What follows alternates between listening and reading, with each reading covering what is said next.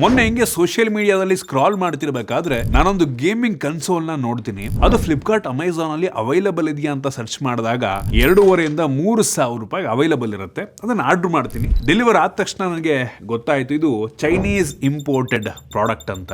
ಚೈನಾದಲ್ಲಿ ಇದೆಲ್ಲ ಏನು 1,000 1,500 ಅವೈಲಬಲ್ ಇರುತ್ತೆ. ಅದನ್ನ ಇಲ್ಲಿ ತರಿಸ್ಬಿಟ್ಟು ಸ್ವಲ್ಪ ಪ್ರಾಫಿಟ್ ಮಾಡಿ ನಮ್ಮ ದೇಶದಲ್ಲಿ ಕೆಲವು ಜನ ಅಮೆಝಾನ್ ಫ್ಲಿಪ್ಕಾರ್ಟ್ ನಲ್ಲಿ ಸೇಲ್ ಮಾಡ್ತಾ ಇರ್ತಾರೆ. ನಾನ್ ತರಿಸಿರುವಂತದ್ದು ಇದು ಟ್ರಾನ್ಸ್ಪರೆಂಟ್ ಡಿಸೈನ್, ಹಿಂದೆ ಇರುವಂತ ಬ್ಯಾಟ್ರಿ ಕಾಣ್ತಾ ಇದೆ. ಇನ್ನು ಕಂಟ್ರೋಲ್ ಬಟನ್ ಬಂತು ಅಂದ್ರೆ ಎಲ್ಲಾ ಗೇಮಿಂಗ್ ಕನ್ಸೋಲ್ ಜಾಯ್ಸ್ಟಿಕ್ ಅಲ್ಲಿ ಇರೋ ರೀತಿ ಡಿ ಪ್ಯಾಡ್ ನಮ್ಗೆ ಸಿಗ್ತಾ ಇದೆ, ಮೇಲಕ್ಕೆ ಕೆಳಕ್ಕೆ ಲೆಫ್ಟ್ ರೈಟ್ ಎಲ್ಲ. ಬಟ್ ಅನ್ನ ಕ್ವಾಲಿಟಿ ಓಕೆ ಅಂತೀನಿ. ಅಷ್ಟೇ ಅಲ್ಲ, L1 L2 R1 R2 button ಸಹ ಇದೆ. 2 SD ಕಾರ್ಡ್ ಸ್ಲಾಟ್ ಇದೆ ಆಯ್ತಾ. ಒಂದು SD ಕಾರ್ಡ್ ಸ್ಲಾಟ್ ಅಲ್ಲಿ ಅವರೇ SD ಕಾರ್ಡ್ ಹಾಕಿದ್ರೆ 64 GB ಅದು OS ಆಯ್ತಾ. ಸೊ ನನಗೆ ಇಂಟ್ರೆಸ್ಟಿಂಗ್ ಅನ್ಸಿದ್ದು ಇದೇನಿದೆ, ಇದು ಗೇಮಿಂಗ್ ಕನ್ಸೋಲ್ ಅಲ್ಲ, ಒಂದ್ ರೀತಿ ಗೇಮಿಂಗ್ ಕನ್ಸೋಲೇ, ಆದ್ರೆ ಇದು ಒಂದ್ ರೀತಿ ಎಮ್ಯುಲೇಟರ್ ರೀತಿ ಕೆಲಸವನ್ನ ಮಾಡುತ್ತೆ. ಎಮ್ಯುಲೇಟರ್ ಇದು ಅಂದ್ರೆ ಪ್ಲೇ ಸ್ಟೇಷನ್ 1 PSP ಇದೆಲ್ಲ ಸೋನಿ ಅವರು ಮಾಡಿರುವಂತದ್ದು. ಅವರ ಗೇಮ್ ಅನ್ನ ಇದ್ರೊಳಗೆ ಆಡಬೇಕು ಅಂದ್ರೆ ಇದ್ರೊಳಗೆ ಎಮ್ಯುಲೇಟರ್ ಇರಬೇಕು, ಎಮ್ಯುಲೇಟರ್ ಆಗಿರ್ಬೇಕು ಇದು ಆಯ್ತಾ. ಸೊ ಗೇಮಿಂಗ್ ಕನ್ಸೋಲ್ ಅನ್ನಕ್ಕಿಂತ ಇದೊಂದು ಎಮ್ಯುಲೇಟರ್ ಡಿವೈಸ್ ಅಂತ ಅನ್ನೋದು ಸರಿ ಅನ್ಸುತ್ತೆ. ಸುಮಾರು 20-21,000 ಗೇಮ್ಗಳೇನೋ ಸಪೋರ್ಟ್ ಆಗುತ್ತಂತೆ. ಅಂದ್ರೆ ಎಲ್ಲ ಇದ್ರೊಳಗೆ ಇರಲ್ಲ. ನೀವು ಬೇಕು ಅಂದ್ರೆ ಇಂಟರ್ನೆಟ್ ಅಲ್ಲಿ ISO ಫೈಲ್ ಅಂತ ಬರುತ್ತೆ,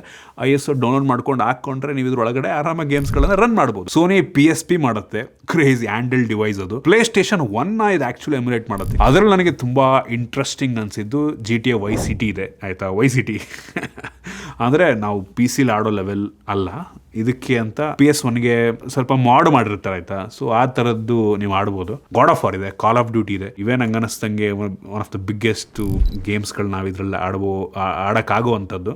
ಬಟ್ ಯಾವ ಕೂಡ ಅಷ್ಟು ಸ್ಮೂತ್ ಆಗಿ ಆಡಲ್ಲ ಆಯ್ತಾ. ಏನಕ್ಕೆ ಅಂದ್ರೆ ಫಸ್ಟ್ ಆಫ್ ಆಲ್ ಇದಕ್ಕೋಸ್ಕರ ಆ ಗೇಮ್ಸ್ಗಳನ್ನ ಬಿಲ್ಡ್ ಮಾಡಿಲ್ಲ. ಎಮ್ಯುಲೇಟರ್ ಇದು ಆಯ್ತಾ. ಎಮ್ಯುಲೇಟರ್ ಯಾವತ್ತೂ ಅಷ್ಟು ಸ್ಮೂತ್ ಆಗಿ ನಾವು ಆ್ಯಕ್ಚುಲ್ ಕನ್ಸೋಲಲ್ಲಿ ಆಡ್ದಂಗೆ ಅಷ್ಟು ಸ್ಮೂತ್ ಆಗಿ ರನ್ ಆಗಲ್ಲ. ಬಟ್ ಮೋಸ್ಟ್ ಆಫ್ ದ ಹಳೆ ಗೇಮ್ಸ್ಗಳೆಲ್ಲ ಈ ಮಾರಿಯೋ ಅವು ಎಲ್ಲ ಬರ್ತಾವಲ್ವ, ಅವೆಲ್ಲ ತುಂಬ ಸ್ಮೂತ್ ಆಗ್ತವೆ. ಡಿಸ್ಪ್ಲೇ ಕ್ಲಾರಿಟಿ ನನಗೆ ಇಂಪ್ರೆಸ್ ಮಾಡಿ. ಸೌಂಡ್ ಕ್ವಾಲಿಟಿ ಕೂಡ ಓಕೆ. ಹೆಡ್ಫೋನ್ ಬೇಕು ನೀವು ಹಾಕೊಬೋದು.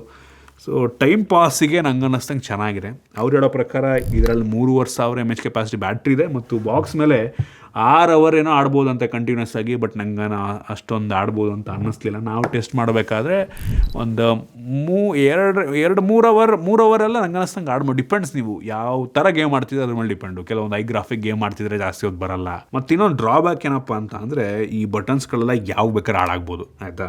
ಒಂದೇ ಒಂದು ಬಟನ್ ಹೋಯ್ತು ಅಂದ್ರೆ ನೀವು ಗೇಮ್ ಆಡೋದಕ್ಕಾಗಲ್ಲ. ಒಂದೇ ಒಂದು ಬಟನ್ ಹೋದ್ರೂ ಒಟ್ಟಿನಲ್ಲಿ 2,500 ಅದು ನನಗೆ ಗೊತ್ತಿಲ್ಲ ಅದು ಎಷ್ಟು ಫೀಚರಿಸ್ಟಿಕ್ ಗೇಮಿಂಗ್ ಕನ್ಸೋಲ್ನ ಇವರು ಲಾಂಚ್ ಮಾಡ್ತಾ ಇದ್ದಾರೆ ಅಂತ. ಚೈನಾದವ್ರು ಮಾತ್ರ ನೆಕ್ಸ್ಟ್ ಲೆವೆಲ್ ಗುರು, ಎಲ್ಲೆಲ್ಲಿಂದ ಹುಡ್ಕೊಂಡ್ಬರ್ತಾರೆ ಟೆಕ್ನಾಲಜಿ ಎಲ್ಲ ಅಂತ ಇಷ್ಟು ಕಡಿಮೆ ದುಡ್ಡಿಗೆ. ಟೋಟಲಿ ವರ್ತ್, ಬಟ್ ರಿಸ್ಕ್ ಇದ್ದೇ ಇದೆ, ಯಾವಾಗ ಬೇಕಾದರೂ ಹಾಳಾಗಬಹುದು.